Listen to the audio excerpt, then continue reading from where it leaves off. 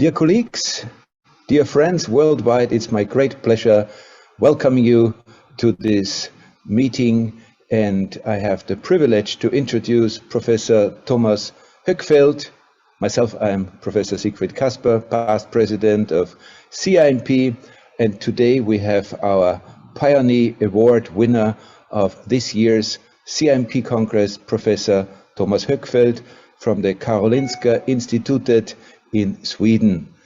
And Professor Hökfelt is a very renowned worldwide researcher, and he has, of course, a number of prestigious appointments and awards. I cannot mention all of them because that would take us the whole time for recording. I just would like to mention he is a member of the Royal National Academy of Science in Sweden. He is a Doctor honoris causa in different parts of the world, not only Scandinavia, but also China and other parts of Europe.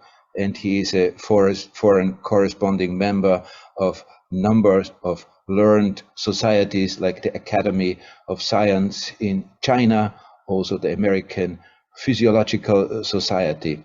So without further ado, I just would like to ask Professor Hökfelt, could you tell us a little bit about your professional career and your own research? Thomas, please. Thank you very much, Siegfried. And I just want to tell you once more how honored I am to receive this Pioneer Award. And when Yannick Bremer sent the medal, it was even better because this was an Arvid Carlson medal. So I really enjoyed that. Well, I started my medical studies in 1960 at Karolinska Institutet. I studied for 6 years, and I took all courses except one, and therefore I never got my MD. I even worked as a deputy physician in a mental hospital for 2 months. So why didn't I get my MD? Because I started to do research in 1961, right away, in parallel to the studies. And in 1962, the revolution happened. Nils-Åke Hillarp from Lund joined our department as professor, and he brought this fantastic formaldehyde fluorescence or Falk-Hillarp technique with him to our department. So we all joined him in efforts to explore this technique, the first students being Kjell Fuchs and Annika Dahlström, who made their fantastic mapping of the catecholamine and serotonin neurons in the rat brain. I was actually the last student to join him, and I got another task, namely using electron microscopy to study the monoamine neurons. And so this was Kjell and Annika's study was the start of chemical neuroanatomy, and I joined that train and have been working on that all my life, basically. In 1969, Kjell and I met Menik Goldstein at the pharmacology meeting in Basel. And Menik offered us his antibodies to catecholamine enzymes to use them with the immunohistochemical techniques. I set up the technique and I mapped the monoamine systems once more, so to say, now with a different technique.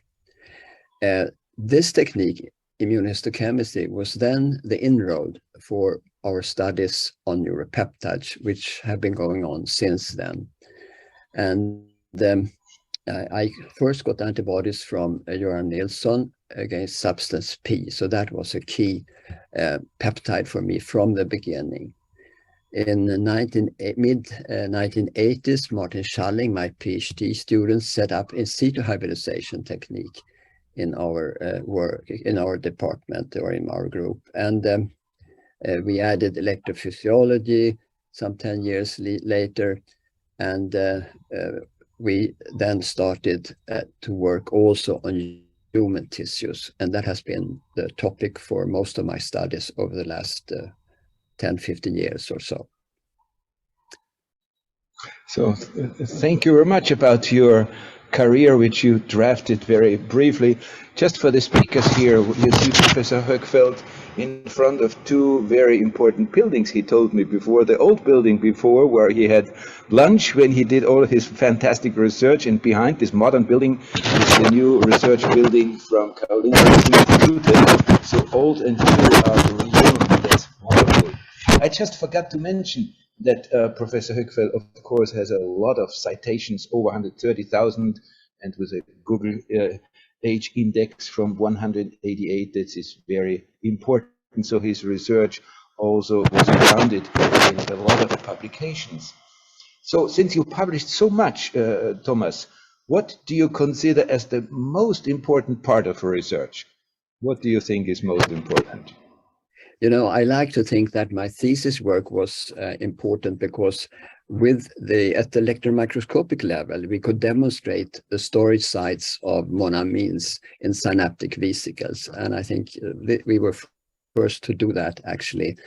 That was one important thing. And then with immunohistochemistry, we discovered the adrenaline neurons. Kjell and Annika had described the noradrenaline and the dopamine neurons, but with the enzyme antibodies, we could define this new system that produced adrenaline.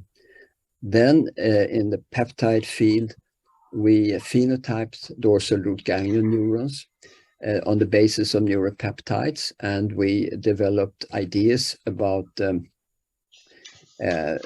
relation to pain.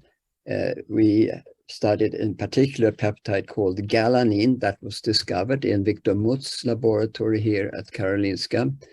And we, together with Susanna Wiesenfeld-Hallin, developed the idea that there is an endogenous analgesic systems in the dorsal root ganglion neurons, and galanin is one of the molecules that prevent chronic pain or fights against chronic pain.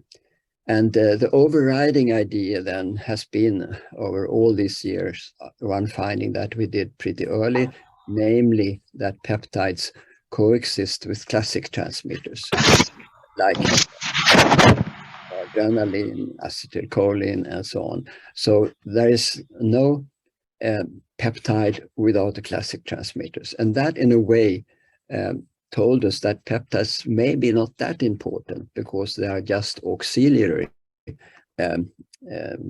messenger molecules. But still, that has been to understand that and to map that and the combinations that exist, that has been, I think, one of important contributions.